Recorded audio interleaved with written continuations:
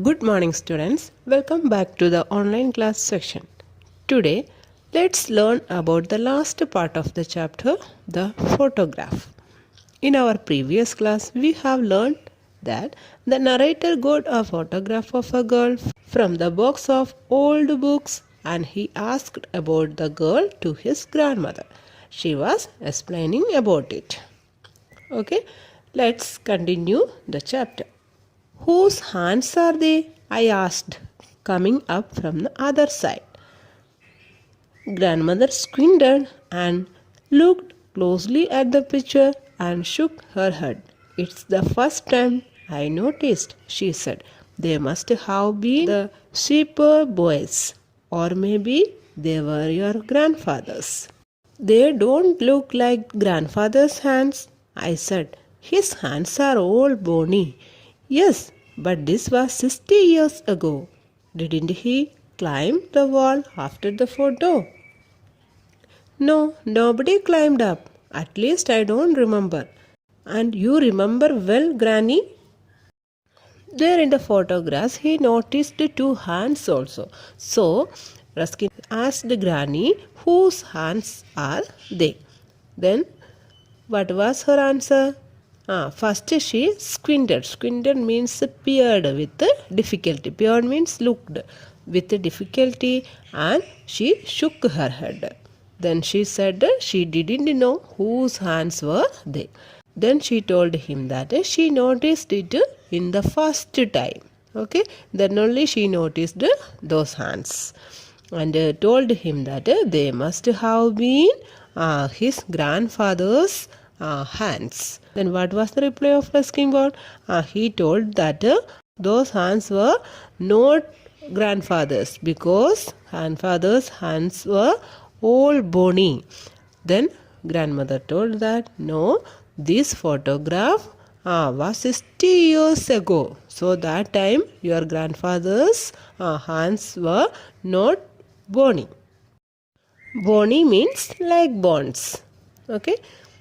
Then he asked to Granny after the photo grandfather climbed the wall up or not. Then she told no, nobody climbed up and she started to explain about that day. Yes, I remember. What is not in the photograph? It was a spring day and there was a cool breeze blowing, nothing like this. Those flowers at the girl's feet.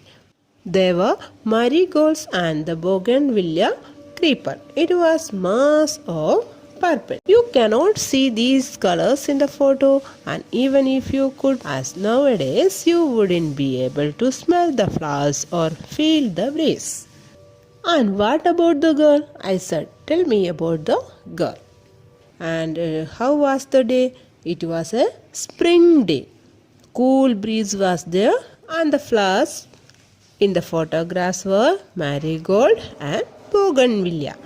Again she told in the present time he couldn't see those all and he was getting bored, so he asked the granny to tell about the girl.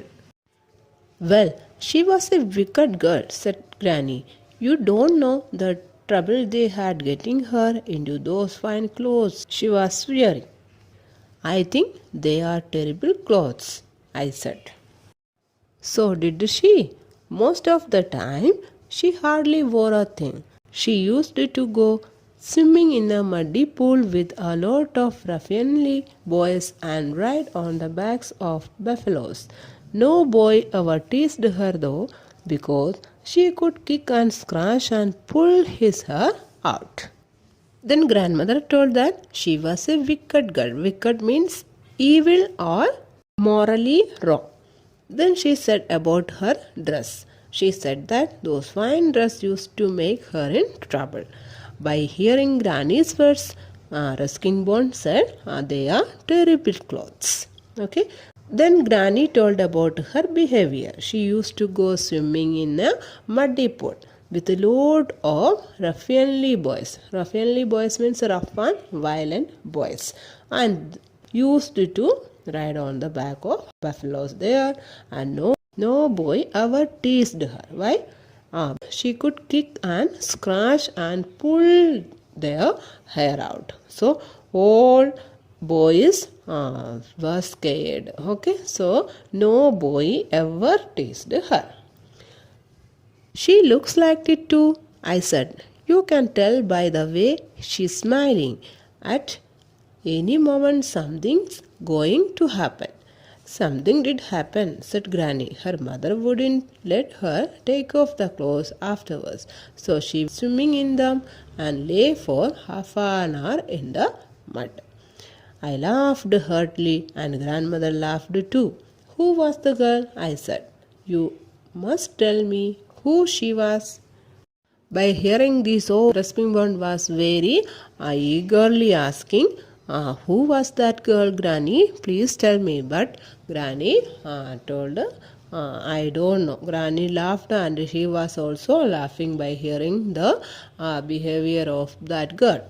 Both of them were laughing by saying the nature of her.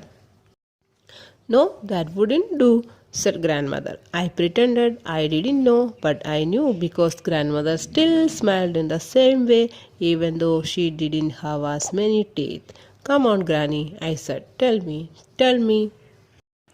He understood that whose photograph was that? That was Granny's photograph. And Ruskinbond also acted. Pretended means acted that he didn't know about that photograph.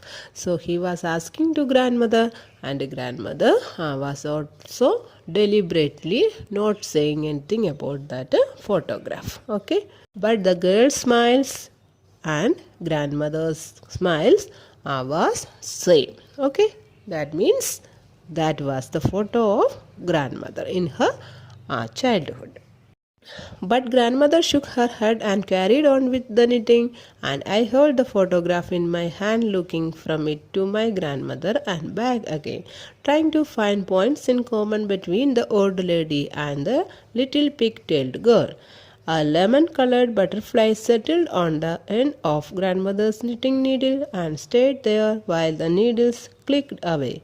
I made a grab at the butterfly and it flew off in dipping flight and settled on a sunflower.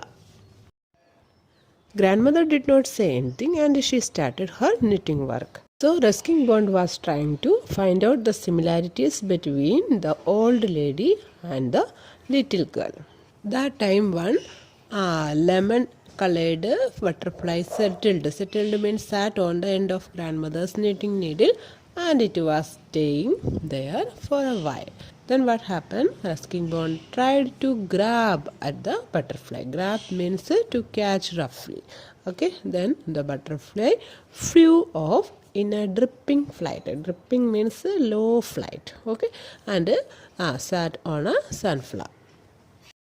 I wonder whose hands they were, whispered grandmother to herself, with her head bowed and her needles clicking away in the soft, warm silence of that summer afternoon.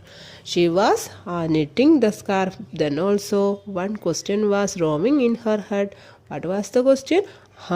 Whose hands they were? Because first time she was noticed that hands in the photograph. So she was getting in a confusion whose hands they were. Okay, and she was talking to herself about that hands. Okay, and she was continuing her knitting work. Okay, students, hope you have understood this chapter well, and you also have grandparents, so you can also ask to them about their childhood.